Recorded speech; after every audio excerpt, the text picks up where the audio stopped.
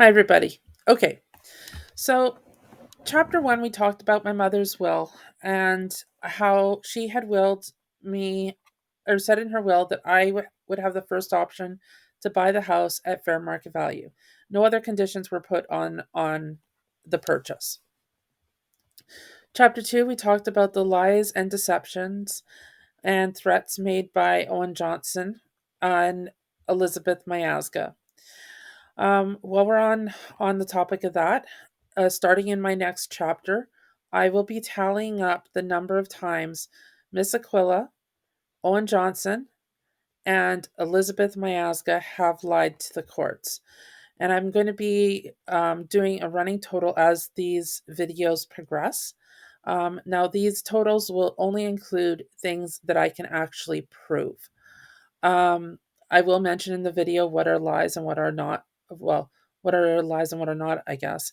But I will be tallying up the number of times people have lied to the courts, and which I can prove that they are lies. So, going forward, chapter 3. This is the offer to purchase, one of the many offers to purchase that I put in on 46 Bramwell Avenue after the many times my sister threatened to kick me and the children out of our home. Um, Ideally, I would have loved to wait till the estate had closed and then the house and just finish it off with the estate, but because of the threats, I had sought out Dana Kochan, who helped me get an assessor and get an assessment of the property and draft up a an offer to purchase. Now, you can see the offer to purchase price. And if we go to the last part of the offer to purchase, it was accepted by Elizabeth Miazga, but only with conditions. Now, this is like I don't know, it's the second or third or fourth counter offer. Now, each time I had to go to Dana Kochan, it cost me money. And unlike Liz, who could take it out of the estate costs or costs of the estate, I actually had to pay legal fees. Now, and Liz knew this, so she was trying to drag it out as much as possible. Now, she indicated that she would be willing to sign off on the offer, but only under her conditions. So it says pursuant to the terms and conditions set out in Schedule A counteroffer. So this is the Schedule A of one of the many offers to purchase and counteroffers that came back. This one, as you can see, the fair market value had been accepted as $227,000. So, so that was the purchase price. That was what I should have paid. That was it. But then she started adding in her own conditions. Conditions that were outside of my mother's will. Conditions that only proved to serve her. So number 2 is pretty generalized. That's neither here nor there. I mean, usually when somebody purchases a house, they're responsible for their own real estate costs and commission of the real estate agent and all that stuff. So that's neither here nor there. Number 3B is where it starts getting kind of sketchy. The adjacent for all insurance premium, real estate property tax, and utilities, if any, paid by the state, Mary Elizabeth Miazga, or by Mary Elizabeth Miazga, shall be the date of possession. And number 3C is really sketchy. As at the date of possession, the purchaser shall repay the estate for all insurance premiums, real estate tax, utilities, if any, previously paid by the estate of Mary Elizabeth Miazga or by Mary Elizabeth Miazga.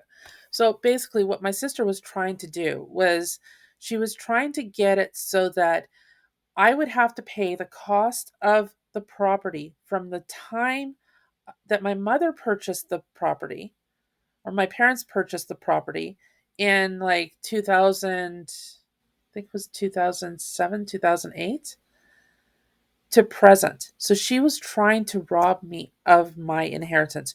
She was, first of all, trying to make it impossible for me to purchase the property. And then she was trying to rob me of my inheritance because if I had agreed to this potentially, 3C potentially would have came out of my inheritance. Now, it didn't go through. Um, Eventually, the house was purchased with various conditions still, but they are more reasonable. But this was the kind of thing Liz was trying to pull for months. She started threatening me literally weeks after my mom passed away. So, weeks after my mom passed away, actually, the day my mother passed away, she locked Jane and me out of the house at 19 Rose Street in Portage la Prairie. Jane was later let in, and the two of them went through my mother's house. Um, I was never allowed back in until I believe it was summer of 2021, I believe. That was like 3 years later. So it was it was very upsetting. Um, but sorry, I'm getting sidetracked here. But this is the kind of stuff Liz was trying to pull.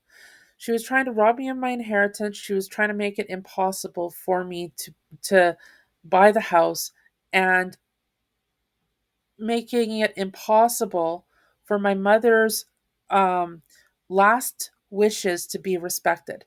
Now, Dana Stevenson should have said to Liz, no, this is not legal. This is not happening. This is not right. This was not your mother's wishes.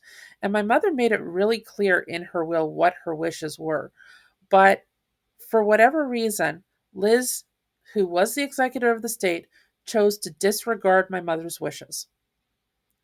Diana Stevenson decided, as the estate lawyer, to respect Liz's wishes and not my mother's.